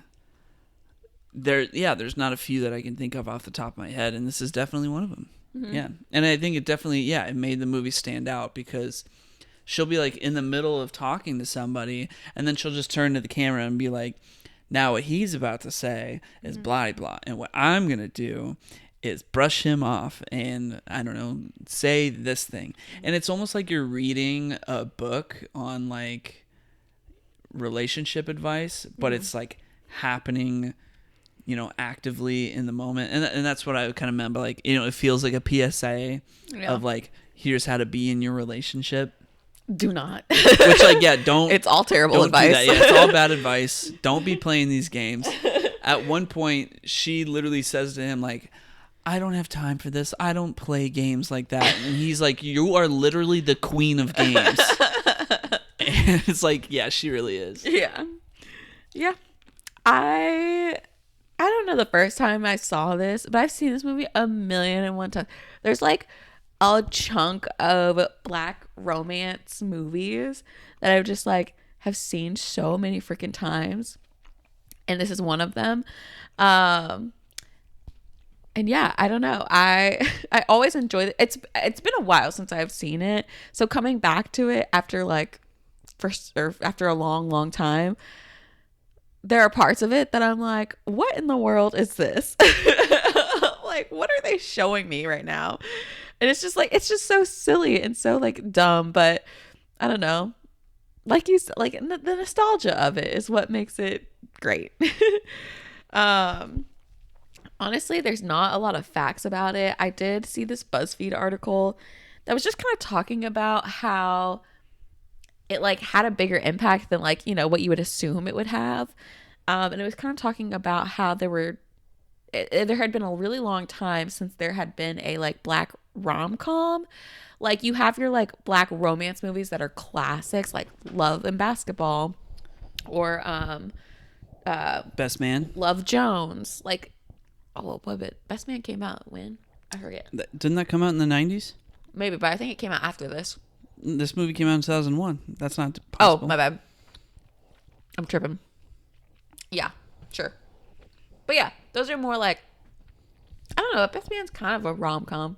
Yeah, I don't know. Anyway. I don't know. It doesn't really. It's not really like a rom. Yeah. It's definitely a com. Yeah. Well, point being, there's mostly just like straight romance in the sense of like there wasn't much comedy to them. Yeah. It was saying, and like in the This is BuzzFeed, definitely a comedy more than it is a romance. Right. And it was saying that like the last kind of like rom-com that had come out before this one was Boomerang with Eddie Murphy and Halle Berry, which came out in 1992. 1992. Yeah. Whoa. So this kind of like brought back black rom-coms, and then from there, of course, you have like it just like kind of takes off like Think Like a Man and all of that. So I mean, that was like late 2000s. yeah. But yeah, it just kind of like brought it back to existence, I guess. So that was Nice. really all that I saw about this movie. I mean, all the other facts were just kind of like, these two people also played in this together. Oh, I hate those facts. I know. It's like, who's writing those? Yeah. Like, that's literally why I'm on IMDb, is to figure that out for myself. I don't need to be told, Yeah. like, oh, they were both in war games together. And I'm like, okay. Yeah. So yeah. So, since I don't really have any facts, there's not much to this movie, I have a question for you. All right, hit me. Are there any dating rules that you've heard of or that you've lived by in your experience of dating? Like, is there anything your boys told you, like, oh, if a girl does this, it means this, and you have to do this? Mm-hmm. Okay. I hear what you're saying. I thought you meant like, actually, I don't know what you meant. Yeah, okay. Well, oh no, I thought I was going to say, like, don't sleep with your friend's ex. Oh, no. Type of rules. Not like that. More like picking, If she does this, do this. Yeah. Yeah. There was one where there was like a little test of like, if you find yourself initiating the conversation a lot, like don't text them for like a day or two and see if they text you. That was like a little test. Yeah. Which See if like they actually liked you. Yeah, to see if they actually liked you. Yeah, yeah. Because like if you were the one initiating the conversation and all the time, and you're like enjoying that conversation, you're like, gosh, I really like this person, but then you don't do that, and then they never text you. That was supposed to be like, oh, maybe they don't actually like me that much. Which like it could be indicative of that. It could also be that you just created this dynamic where you're the one always starting the conversation, so they just expect that, and then they're like, why isn't he texting me? So it kind of goes both ways. But that was one. Trying to see if there's any others. I mean, not really. What's advice that you've given people for dating? I've given a lot of that, actually. Be yourself. That's number one. If it doesn't feel like it's working, it probably isn't. That's a big one. Yeah. Yeah, if you have to feel so anxious about whether she likes you or not, she probably doesn't. But that's funny because in our case, I was if like, I you were like super anxious. If I hadn't persisted, then we wouldn't. But like, that's not good advice. It worked out. We're the exception to the rule. rule. Yeah. Like, that's not good advice. Like, if it's clearly not working, then don't persist. I think in our case, it was easy to persist because we kept spending quality time together. And it really was, and it was like really enjoyable conversations. It was like we wanted to be talking to each other. Right. I was just upfront about the romanticness of it. You came to that realization quicker than I did. And so for me, it's like, I love talking to you 24/7. But I like in my mind hadn't gotten to the point of like, I like him romantically. Yeah. So that's a little different because that was like, yes, this is causing me a lot of stress and anxiety. because I really like this girl and she's kind of not picking up what I'm putting down. But but like I think in other cases where it's like we just had this kind of like constantly communicating dynamic going, and I think like yeah, if you like a girl and it seems like maybe there's something there, and you know, this is a heteronormative perspective from a straight white cis man, so take it for what it is. But like you know, if you like somebody and it just feels like work, like that's not good. Yeah. You know, like You don't want the other person. You don't want the other person to not give you what you're giving them. yeah. It's a two-way street, right? Yeah. Yes. If they're not meeting you where you're at and you are like so into it and they're like, yeah, no, he's cool. Or they're like, yeah, I like you, but they're not like excited about it. It's like yeah, the fit's probably like maybe you both kind of like each other now, and it's worth trying out to see what happens. But like, if it doesn't work out, don't be upset, because honestly, like, if you had kept trying, it would have just exhausted you. Yeah. Yeah. Yeah. If she's playing games, run. I think that's great advice. Yeah. Um, But for some people, it's hard to see that they're playing games, you know? yeah. Yeah, I don't know. I mean, I was just trying to be myself, but I think like in terms of the dynamic, just like if it feels natural to communicate with them, great.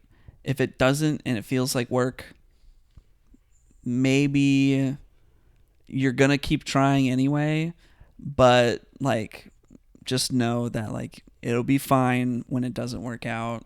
It wasn't supposed to work out, and that's fine, and you'll learn something. Yeah. Solid. Yeah. I don't know that I've ever given relationship advice. I've given the advice of like, you don't have to go looking for it. Like, just focus on you and it'll come to you. I mean, yeah, I think that's what happened with us. Yeah, which I feel like, I don't know. I don't feel like that's not always the best advice. Because, like, I mean, in our time now where there's like dating apps and stuff like that, like, you can find somebody who you really like mesh with on a dating app, and that requires you to be like active and seeking out somebody. But I don't know. Yeah, I feel like in my own experience, it's just like I wasn't looking, you know? I wasn't, and it just popped up. I think you're going to have the best relationship with somebody that you're friends with, like, first. Mm-hmm. Like, I've only been in 2 relationships that actually lasted over a year. Mm-hmm. You being one of those. And I'm not trying to toot my horn. I've just been in a lot of failed relationships. And the 2 that actually lasted over a year, I was friends with that person first. Yeah. And I mean, just speaking for myself, like, if I can't be friends with my partner and feel like I can kind of openly talk to them about whatever, then like, I don't know how I could possibly do that my whole life. Yeah. Yeah. Yeah. That makes sense. I mean, my other long-term relationship was 4 years. We were not friends first, but that's a whole different story as to why that lasted so long. So yeah. I mean, I just like when you're friends first, I feel like it makes vulnerability easier, if that makes sense. No, 100%. I mean, I think that's what it was, especially in our case, where it's like, so, I mean, even my past relationship where it did last over a year and we were friends beforehand, like, we didn't have a lot of like one-on-one connecting time. It was mostly just like we partied in the same group for like months. Yeah. And then like eventually became a thing.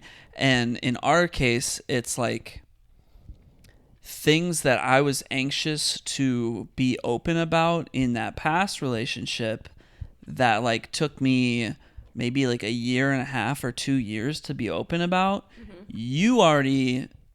I had already opened up to you about those things while we were friends. Yeah.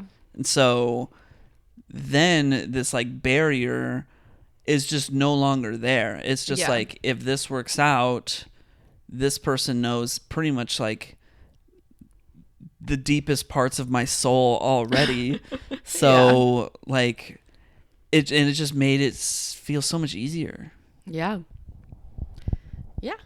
You just have like a different kind of respect going into it for the person. Yeah, respect. That's huge. Mm-hmm. And I respect you. Oh, sorry. Oh, no, go ahead.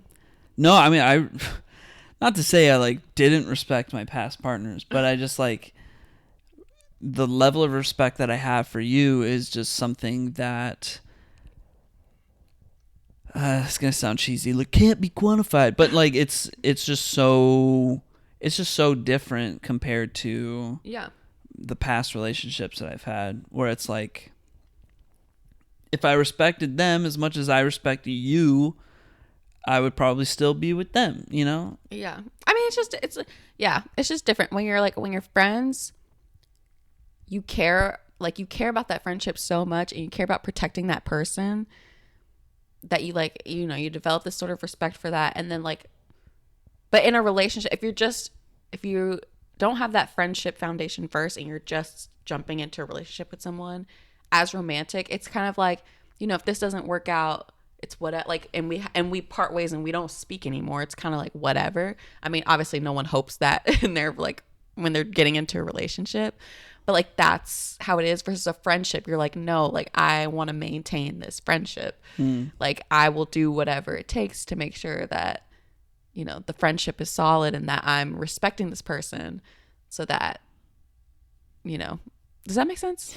Yeah. And I mean, like, we get into conversations all the time about like random things. And I mean, sometimes it's like in-depth important stuff and sometimes it's just like random things. And it's just like, I enjoy talking to you so much. And that is huge. I like, you know, I've had relationships in the past where it's like I am in the presence of my girlfriend right now and I don't really want to be. I'd rather be like I'd rather be hanging out with my boys right now or something like that. Or it's like I would much rather be doing this right now, like I'm just not in the mood to be talking to her or something like that. And it's never like that with you.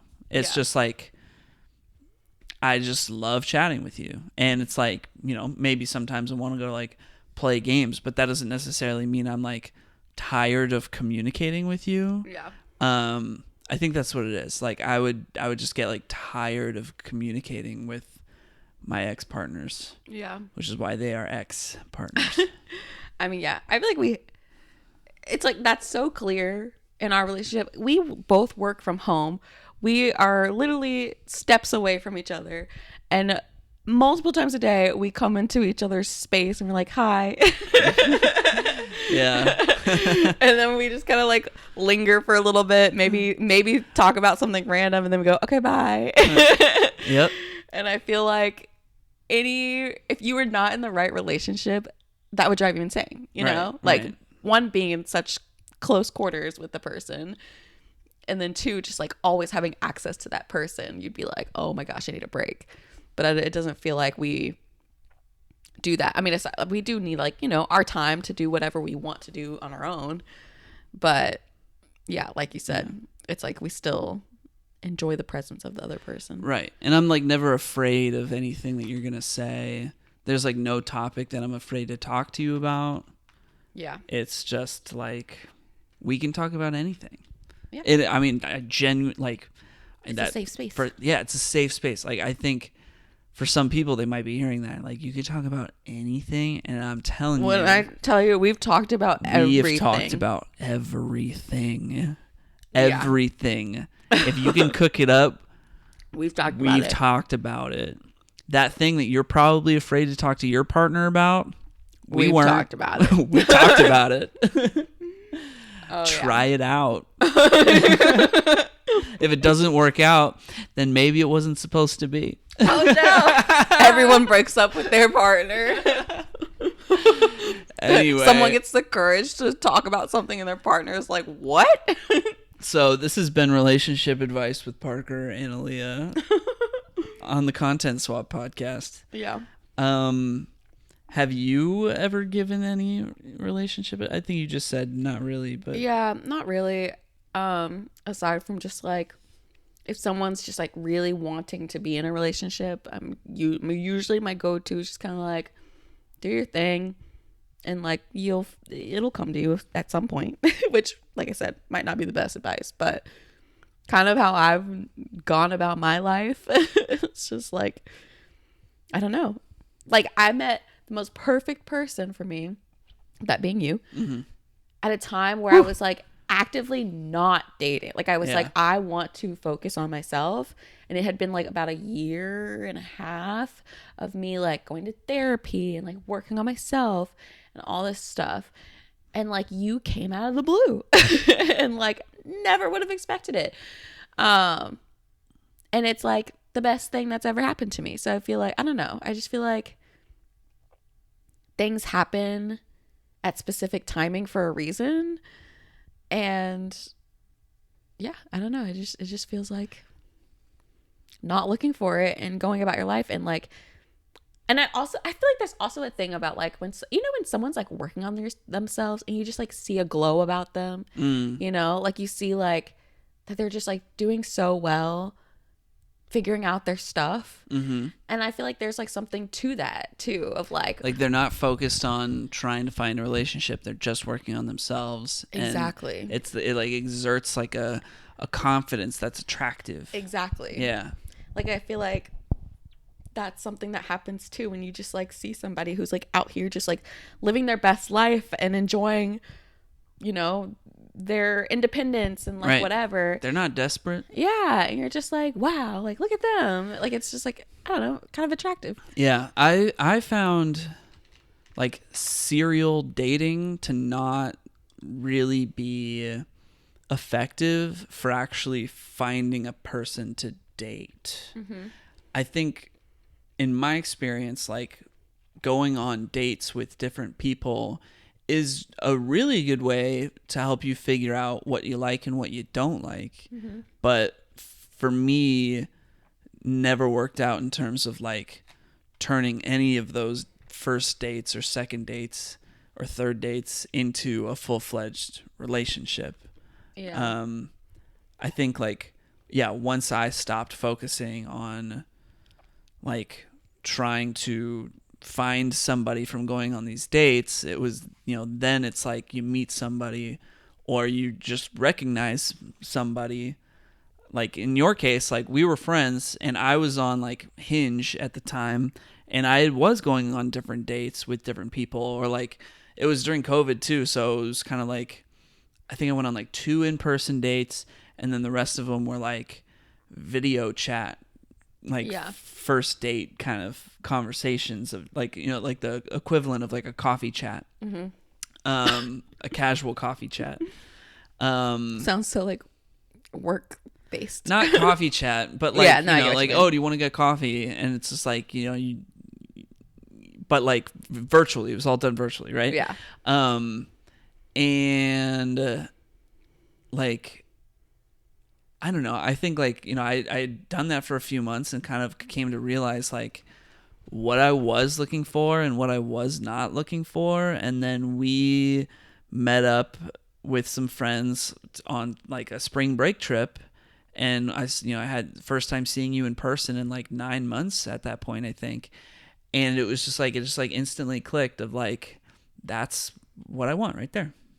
Oh, yeah. How sweet. We always joke because I shared a blanket with you. I was like, do you want some of this blanket? Yeah. And you were like, that's when I knew. That was in my vows. Yeah. That's funny. Any advice on one thing not to do? One thing not to do. Like if you don't listen to anything I say, here's the one thing I want you to know. The one thing I want you to know. Don't do blank. Don't be a creep. Fair. No, like straight up. Like, do not stalk people. Do not show up unannounced or uninvited to places like their work or to their home. Yeah. Don't do those things. I'm not saying I did those things, but I certainly, through my experience, encountered, like, I was friends with women who were involved with guys who did do those things. And, like, to this day, years later, I remember those people, and the only association I have with them in my head is fully F that dude. So don't be that guy. There you go. Fair. You heard it here, folks. Yeah. And don't do anything shady. Respect women. Respect their bodies. Respect their privacy. Yeah. Recognize that they have feelings. And recognize that you have feelings. And talk to them about your feelings. Yeah. Fair. There you go. That was like 2 pieces of advice, but you know, it's free. Yeah. Nice. What about you? What advice do you have? I mean, I guess it's just like know your worth. Don't settle for anybody. Just, I don't know. You deserve love. You deserve the world. It exists. Don't let anybody tell you it doesn't exist. It's a fairy tale. It does exist. It does. Now, obviously, things don't just like magically work out without you having to put any work into it. Right. There are bad relationships out there, and you might get into bad relationships. Yeah. But it's okay. Yeah. And don't get yourself down if you end up in a bad relationship and maybe stayed longer than you should have. Like, we've all been there where we stayed with a person who was absolutely horrible, but we were just like so blinded by, I don't know, how we felt about them or whatever. Now, what if you're in a relationship? Yeah. And the other person rejects you? We're talking a lot about, like, know when to recognize when you need to reject them. But what if they reject you and you're heartbroken? What advice do we have for that? I mean, all you can do is just let it go. Yeah. It's temporary. Yeah. It sucks now, but if they don't want to be with you, then it wasn't meant to be. And sometimes I know, the whole, like, it's not you, it's me thing is so cheesy, but it's cheesy because it's actually so freaking true sometimes. Like, I've had people break up with me where, like, years later, I don't know if breakup, well, yeah, sure, I'll go with breakup, but, like, years later, like, rejected me, and years later, and what they had told me at the time was, like, it's not you, it's me. Like, as cringe as that is, like, that's what they told me. And years later, I'm like, yeah, actually, like, there was nothing wrong with me. It was them. They just weren't ready for that. But also, be honest with yourself. It could be you. And also be willing to be honest with yourself. And, yeah, recognize that it could be you. Yeah. And, like, what are you doing wrong? Like, don't be that person that's like, oh, everybody rejects me. Like, F everybody. It's their fault. Like, maybe it is you. Yeah. No, for real. Don't be a baby. Like, have some humility. Reflect. Yeah. Yeah. Recognize what you do and what might not be, preferable to people. Yeah. Have some self-awareness in your relationship. Nobody's perfect. Nobody's perfect. We all make mistakes. We all make mistakes. I know I'm not a perfect partner. There are things I can work on. You are a perfect partner, and there are That's things not that true. you can work on. That is not true. You know it's not true. Yeah, but we accept those things about ourselves. I think there are definitely, like, especially when you're a young adult, there are things that it's like maybe nobody's ever told you that you need to work on. And so it's kind of up to you to figure out what those things are. Sometimes, like for me, how I learned kind of like how to properly be in a healthy relationship was to be in a lot of relationships and just try that. And, failed a lot. And that's okay. I ended up where I am, and I could not be happier. I feel like I have a perfect relationship. Not that we are perfect people or perfect partners, but just like the humanness of us and who we are to each other, to me, it couldn't possibly be better than this. So, Oh, likewise. You're welcome. I love you. I love you too. Anyway, two can play that game. That got deep. Don't play games. Don't. Do Nobody not has play time games. for that. Nobody has time for that. If someone's playing games young with adults you, maybe have time for that, or teenagers true. maybe have time for that. That's But true. once you hit it's a spectrum in your 20s. But there will be a time in your 20s where you will not have time for that. Maybe you'll be a late bloomer, maybe it'll be your 30s, but you will hit a point where you do not have time. Yeah. At some point, you are going to be like, I'm done with this. I am done with this. And with that, let's move on to the assignments. Yep. What do you think? Sounds good. All right. You go ahead. Oh, okay. So this was our 108th episode. Our next episode will be our 109th episode. And just for the sheer fact that it's got a 9 in it, I am going to assign you a movie called 9 Queens. Wow. Which I first watched this movie when I was in grad school TAing for my grad school advisor who was teaching social psychology, and he dedicated like 1 or 2 lectures to watching this movie in his social psychology class called 9 Queens.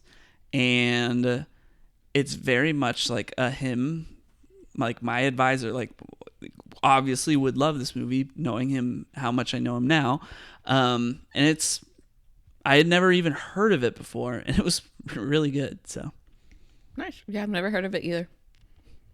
Interesting. Okay, well, I'm going to give you more of a... I'll just say it. I'm going to give you The Secret Life of Walter Mitty. I've been waiting. I've been holding on to this one for a minute. Okay. Yeah, I think it would be a good time for that. Yeah. So, it's kind of like adventure-y, kind of like a nice self-reflective movie about life and living life to the fullest. I like really wanted to watch that movie when it came out too. I remember when the trailer came out for it, and I was like, "This explains how I feel emotionally to myself. I need to watch this movie," Oh my and then I never God. watched it. So. I'm pretty sure I have the DVD. I don't know why. I had a moment because it came out when I was a senior in high school. I had a moment when I was a senior in high school where I was like, I want to travel. Yeah. And I didn't. I mean, that's hard in high I feel like that's school. what the movie's about. Anyway. I mean, you were in high school, like. Yeah, I know, but I mean like after high school, I wanted to go travel. You know, I was just like, I was feeling that. Yeah, travel the world before you go to college. Take a gap year. I mean, there was... no. Taking a gap year was like never in the cards for me. I had to go to community college, so I was like, I got to get a move on with my life. So yeah, gap year just did not happen for me. Yeah. But yeah, I don't know. Like even after college, I wanted to go teach English abroad. Never did, but yeah, I wanted to study abroad, but did not do it, unfortunately, and I'm sad about it still to this day. yeah, maybe we can go live abroad. That'd be great. That'd be fantastic. Yeah. Yep. Anyway, not to end on a downer. The news this past week has been crazy. The news but I won't get into it. Since what was it, January? MLK Day. Yeah. Since then has been ridiculous. 2025 has been crazy. Yeah. Anyway, too much. Yeah, we don't have time to get into all of it. No. Anyway, next time we will be. What did you give me? Next time will be episode 109, The Secret Life of Walter Mitty and 9 Queens. See you then. Stay safe. Happy Valentine's Day. I guess this was supposed to be our Valentine's themed episode, but it's kind of a week late. But that's okay. Hope you enjoyed it. You can still celebrate love. I mean, we talked a lot about love in this episode, right? We talked about 80s dark fantasy, and then we talked about relationship advice. Yeah. It doesn't get much better than that. Yep. Also, hope you had a great Black History Month. Yep. It's almost over. I ate too many jelly beans. Yeah. You brought a whole container of jelly beans. Like there was You did not need to share that jelly beans with the audience. And it's gone. It's gone. Go back. Rewind to when we started eating jelly beans. It was only like 10 minutes ago. And they're gone. All right. Leave me alone. I'm pregnant. All right. I think this was the fun note we needed to end on. All right. We'll see you next time. Bye. Bye.